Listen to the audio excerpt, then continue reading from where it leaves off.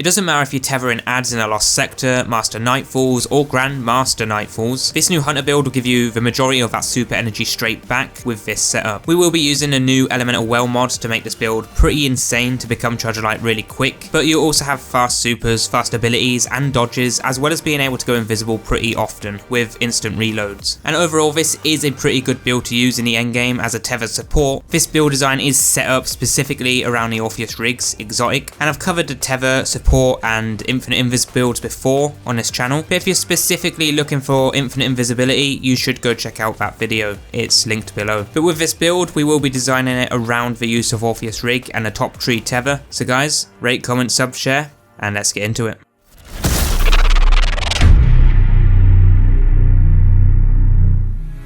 Now, as you can probably tell, I do make these videos quite often, so if you want to see more, the playlist to all those videos are below and in the top right card section of this video. So with this build, we will be able to use our tether a lot more than you would without this setup. You'll be able to become Charger Light fast, and I think this is probably the easiest way to become Charger Light in harder activities, even whilst underpowered. But the way you would use this build in all activities is to first use your class ability near enemies, which will grant you super energy, kill and add to spawn avoid elemental well, pick up that well to regain ability energy whilst making you Charger Light twice, rinse and repeat twice more. Then when you have 5 stacks of Charger Light, use your super when needed and throw your grenade right before the tether grants super energy from the Orpheus Rig exotic, so that we get more super energy from our grenade and then literally just rinse and repeat the process. Ideally aim your grenade at enemies to kill them for more super energy, but overall you should get at least half of your super energy back, regardless of having only a few enemies tethered. The more adds and the more tougher adds you have though that are mages, ultras and bosses, then the more energy your Orpheus Rigs will generate, so essentially harder activities will make this build more effective than easier ones. It is a pretty simple build and setup, so let's just go through that. Now as always, starting with a loadout, like all my build videos, nothing is really restricted, but to maximize your super energy gains, you'll want to use Bad Juju in light activities, but in harder activities, you want to use a weapon that has a fresh perk to generate super energy instead, or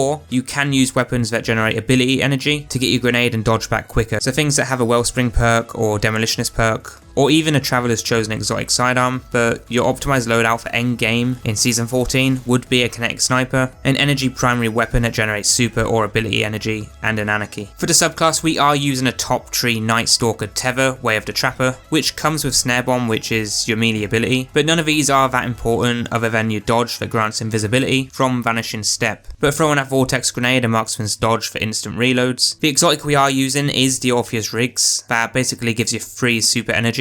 More on this soon, but helmet mods, Reaping Wellmaker, definitely can't go wrong with this one. It'll generate Void Elemental Wells when using your class and getting kills, as we'll be dodging often, and what do we do right after a dodge? We start killing again. So easiest well of wells you'll ever get, but with this we have Dynamo to get extra super energy when using that dodge near an enemy, so do just that when you do use this. And then Ashes to Assets for super energy on grenade kills, cheap and seasonal exclusive for this season. With the gauntlets we have Elemental Charge to become Charger Light when picking up Elemental Wells, and we'll get 2 stacks because it's a Void Well that matches our subclass. But we also have our champion mods here, and you do have enough energy to slot on all and any champion mods you require. If you are doing easier activities, change these out to Impulse Recycler. But now for the chest, we have Charged Up for an extra stack of Charger Light. You'll see why shortly, but then Concussive Dampener for reduced AoE splash damage, and then your heavy weapons ammo reserve mods, as you'll need some form of DPS unless you are just going to go full on support. Now for the legs, we do have the Orpheus Rigs, which provides ability energy for each enemy tethered by deadfall. Basically, the more enemies tethered, or the more stronger enemies tethered like ultras and bosses, the more super energy you'll get back. But just make sure to throw that grenade with a full ×5 Charger Light stack right after activating it, ideally before the tether actually tethers. But with this we have Supercharge for that final 2 stacks of Charger Light, bringing the total to 5 stacks, and our Ammo Scavenger mod again